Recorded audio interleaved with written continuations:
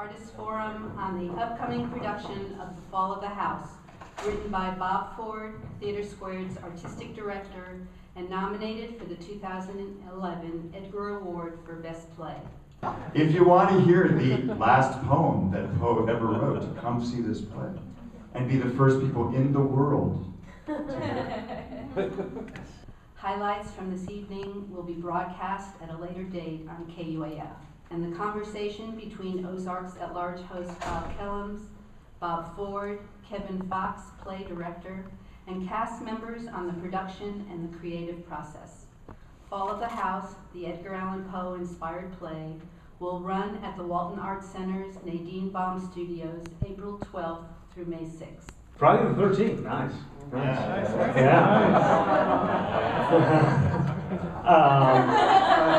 luck.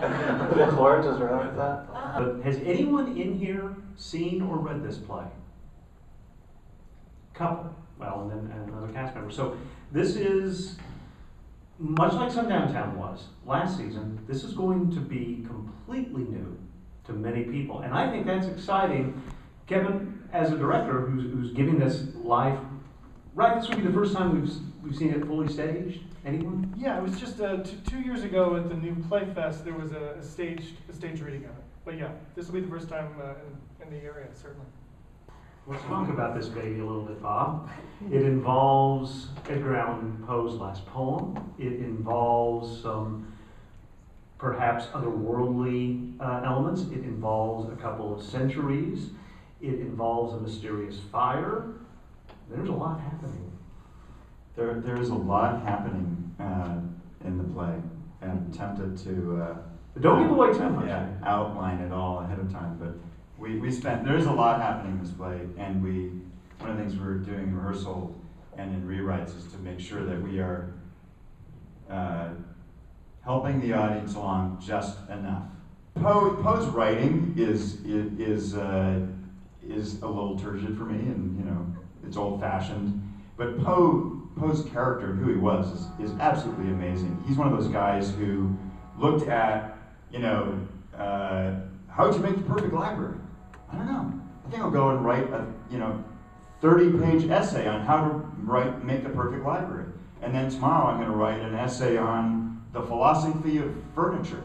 And now maybe, in a couple of years I'll try to figure out what the dark matter is in the universe and how the universe works. I mean, his mind just went deep in every direction, and that's really exciting to me. And then he just, and it's also amazing that he only lived half a life. He was gone. I'm not sure. Right now I can't remember whether he made it to 40 or not. But if he did, barely. Yeah. And the contrast between the Poe that has come to us in the popular imagination and the real Poe and the Poe in his writings is also something that fascinates me. So as a biographical character and an individual, he's amazing.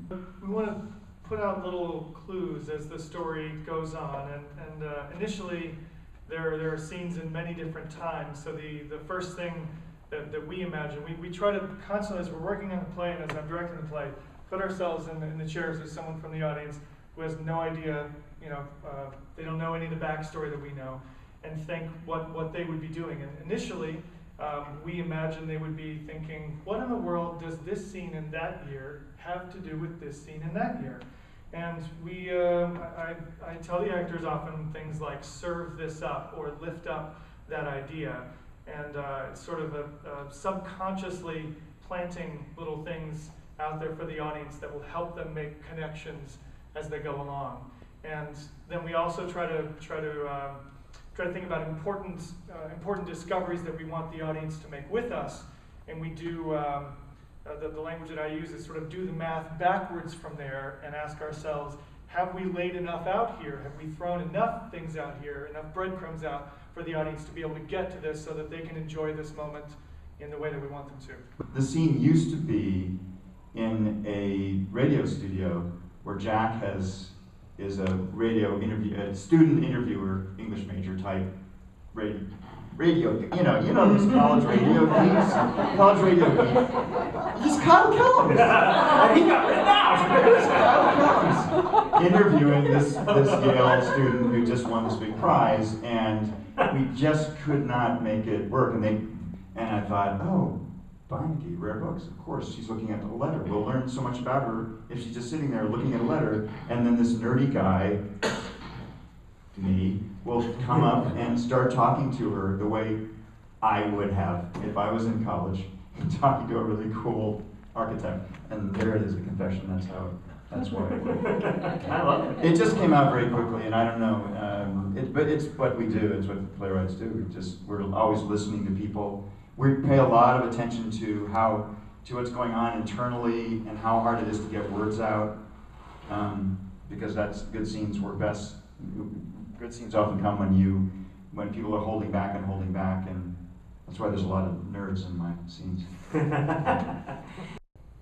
I love it. I mean, I've told Kevin and a couple other people that when I was in school studying theater, this is what I wanted to do, was to work with a company on new works. So, Really? yeah. And it's amazing. It's such a gift. I don't know, everyone has their ideas of what Romeo and Juliet should be, what the Salesman should be, but this is a new thing. It's like you're all getting together and making a brand new baby, and you're sending it out into the world. It could be anything. It can grow into anything, and it's a big sense of ownership of it and of choices. And like, this is the first time we're doing it, and we're all in it together. It's lovely. Stephen, Laura, Christy, John, Kevin, Baum, thank you all very much, and I look forward to the play. Thank you very much.